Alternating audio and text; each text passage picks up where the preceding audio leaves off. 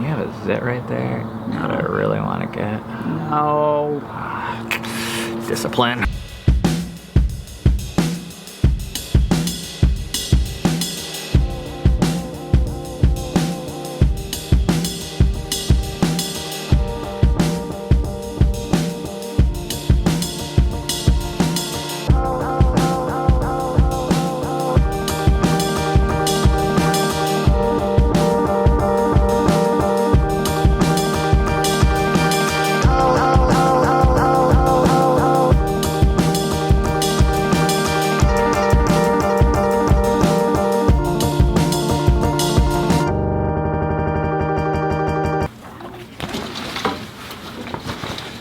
Good morning, Indianapolis.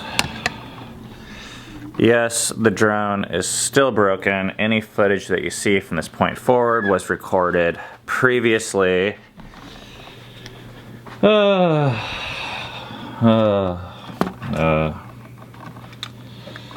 sad. No, bathroom. It is time to leave our hotel room. Crazy night last night in the hotel room. Look at that. 2 pomelos. But it's time to pack up and go home. Dada. Dada. Ba, ba, ba, ba, ba.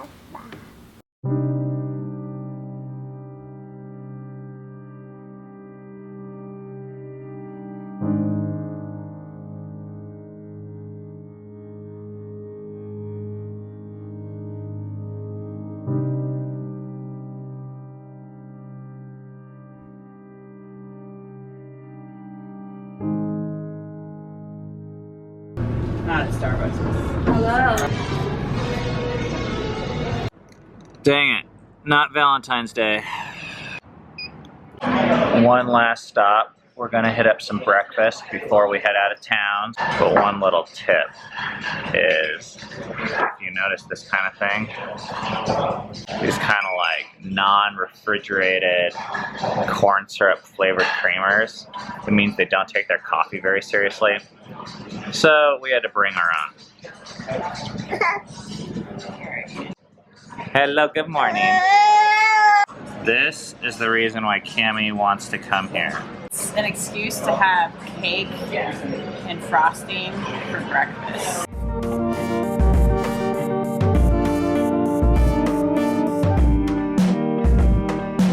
Great. Thank you. Alright. This is what I've been waiting for. Happy Valentine's Day to Cammie. I told Ben he doesn't need to give me a giant ass balloon or a big bouquet of flowers. Oh, look who thinks they know sign language. It's amazing. That's cream cheese. Or like, you know, central for...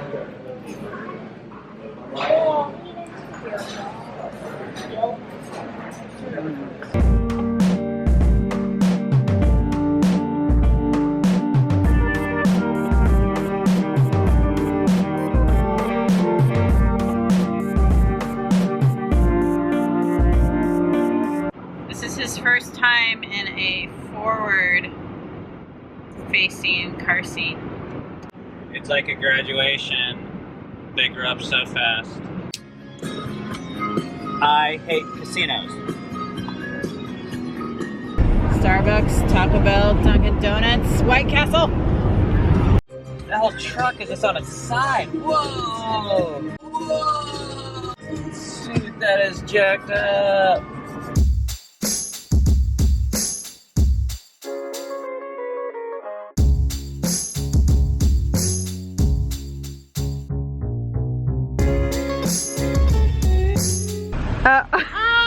Bye.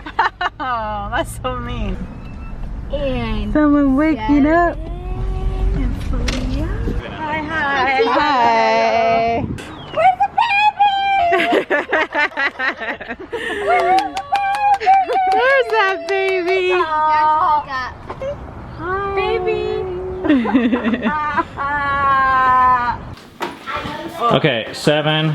Do you want the good news or the bad news first? I think I know the bad news. What's the bad news? The drone Yeah, crashed. I crashed it. But I got some awesome footage first. You win some, you lose some. Oops, sorry, did I kick you? Sorry! What happened? I crashed the drone. How? Well, I just hit a building. Did the window break? No, it was a stone building. I just broke the drone. Oh. Where is it now? It's in this bag right here.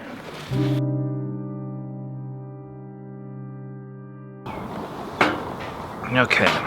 Transitioning back after returning from travel is kind of hard, but good to be back and good to go. We're super thankful about that, but it's like, ugh. So we're taking care of it by doing another cup of coffee. I got an email from someone named Dan. Let me make sure that I got all this sensitive information off. I just got a message just wait, please. from PayPal that says, message from PayPal. Transaction of $999 USD with DJI has been marked suspicious. Reply yes if authorized. Yes. That is my new drone. They're like, didn't you just buy a drone? I got this email. This person is asking for our advice. My wife and I, our sex life is really empty, and for me, not exciting. We have sex maybe once a week, and even if we did it less often than that, I don't think I'd mind. Simply going to bed often feels like a better option in my mind, and I don't know if it's because during my sex addict days, I basically transformed my sexual preference to only be excited about new partners. My wife is going through inner healing for her years in high school, back when then she really wanted to be accepted, valued, and loved, and thought that she had to perform sexually for guys. She has a lot of brokenness with sex and says she's never enjoyed sex until me. She also suffers through OCD and has intrusive, disturbing sexual thoughts and obsessions entering her mind very often. And very often even while we were making love. Because I had been with so many women in the past and had received good feedback and reaction from most of them, I always thought I was good at sex, until my wife and I started. Our sex is not enjoyable.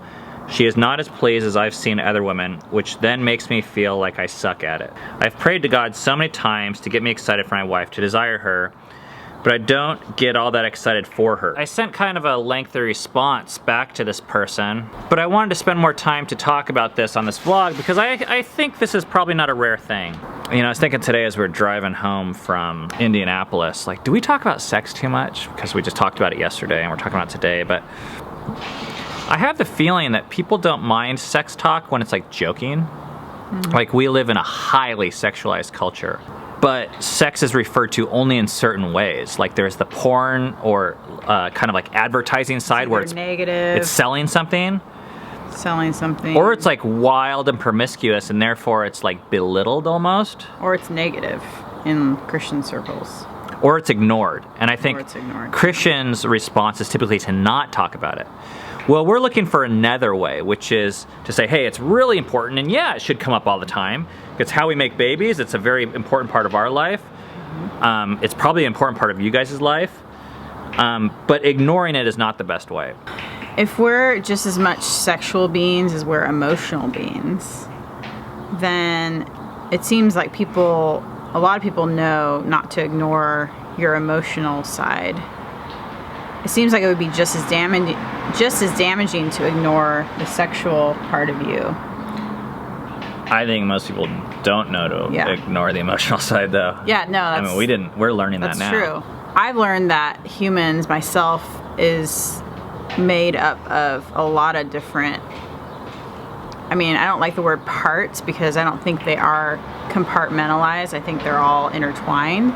But there's a lot of different facets. There's the emotional, there's the sexual, there's the physical, there's the mental.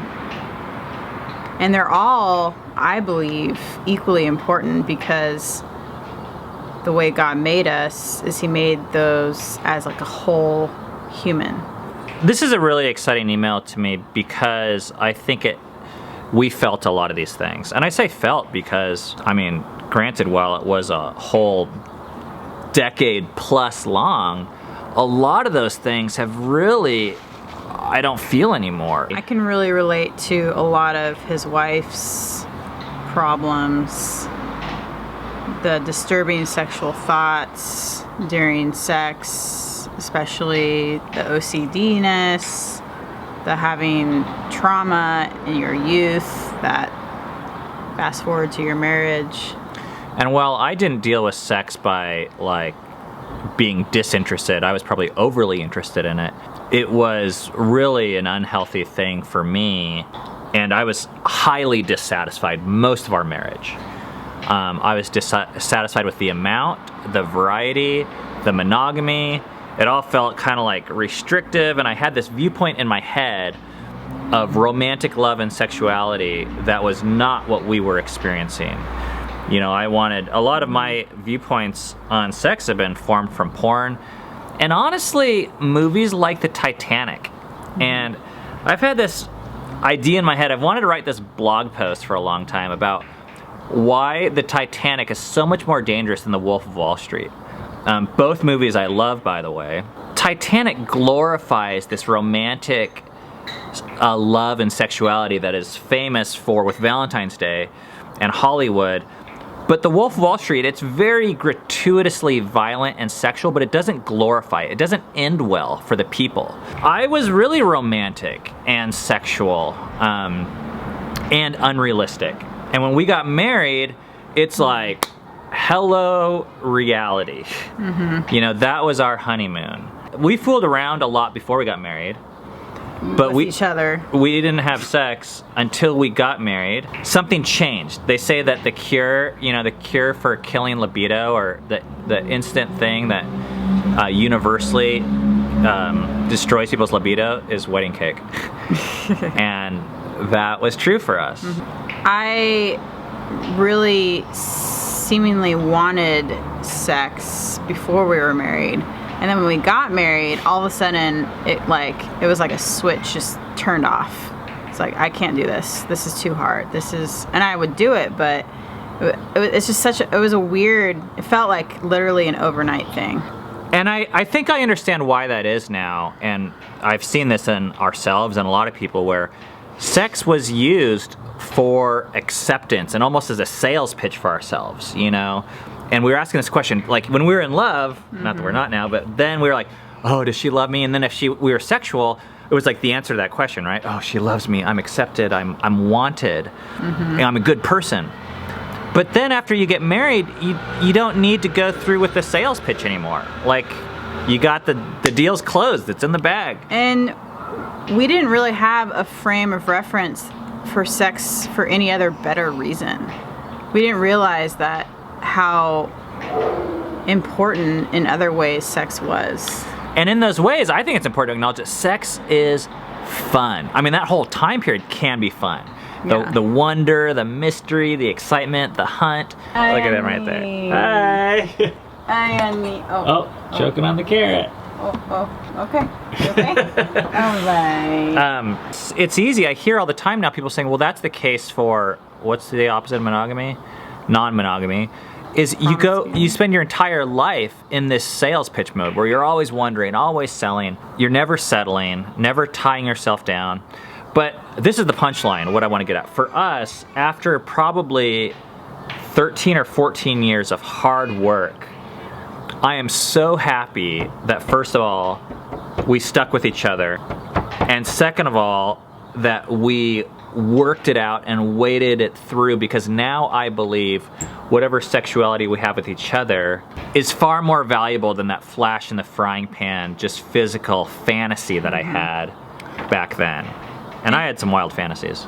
Yeah, and I have a feeling if I had never gotten married, unless I had other things to kind of help me grow and change other than marriage, I would still be chasing that. Still be chasing that high or something that the sex before marriage or the sexualness before marriage was trying to get at. But it's so hard, you guys. For us, it was so hard. And for this person sent us email, it's hard. And I don't think that's talked about much. Yeah. And the other way, I think, is easier, at least in the short run. In the short run. Because it's going after what you want. you don't have to face a lot of your inner demons. Like, you kind of keep on putting it off and burying them under the next high. I had to ask, why do I not want to be sexual with my husband? Year after year after year. I mean, I had to see this as, this is a problem, and either I'm gonna like have a shitty sex life, or I gotta find help. So I don't think we have like a ton of advice, but we do offer some degree of hope, I think, for people, because now I can say for myself, I'm enjoying our sex life more than any time in our marriage. We're coming on our 16-year anniversary now. It's not what it was, though. It's not cheap thrills and it's adrenaline. It's deeper than that. It was hard to get here. I would say it was worth it. And if you're in the middle of this, you know, I would just maybe say that there's still hope. Don't give up on your spouse. Don't give up on the idea of monogamy or discipline. And this is evidenced in the way that we schedule sex throughout the week. And our belief system is, you know, we schedule sex. The only thing that I think is important with that is that whatever you agree to, it's mutual. We schedule it 3 times a week. And we don't always feel like it when we arrive at the moment. But what we've found is, just like on the meta level of our life, we make the decision of what we think is right or good. And then the feelings, sometimes the hormones, sometimes the chemistry follows. Not always, though. There was almost a decade where there was very little. And we've learned to, through periods of sexual abstinence, like we've learned to connect with each other outside of the bedroom, so to speak, in ways that are really meaningful. And I don't think we were capable of that before. You know, we had so much banked on sex. If our sex life was good, our life was good. And if our sex life was bad, our life was bad. And that's putting a lot of weight on sex. And I think our society does it. It's the only way we know how to communicate love, like in Hollywood. If 2 people love each other, they have sex. It's like as simple as that. If you're struggling with sex, you're probably normal. And we're gonna keep on attempting to use our experience and this vlog as a way to show you guys the reality behind how awesome it can be and frustrating and difficult if it's done, and at least the way that we're choosing to do it, which is a monogamous marriage with a person with 6 kids on Valentine's Day. It's about as romantic as it gets.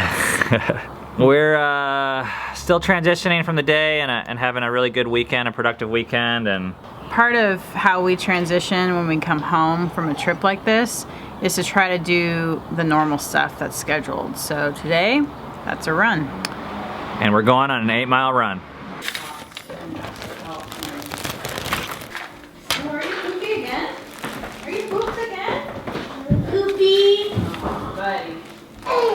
Hey, give me my blanket.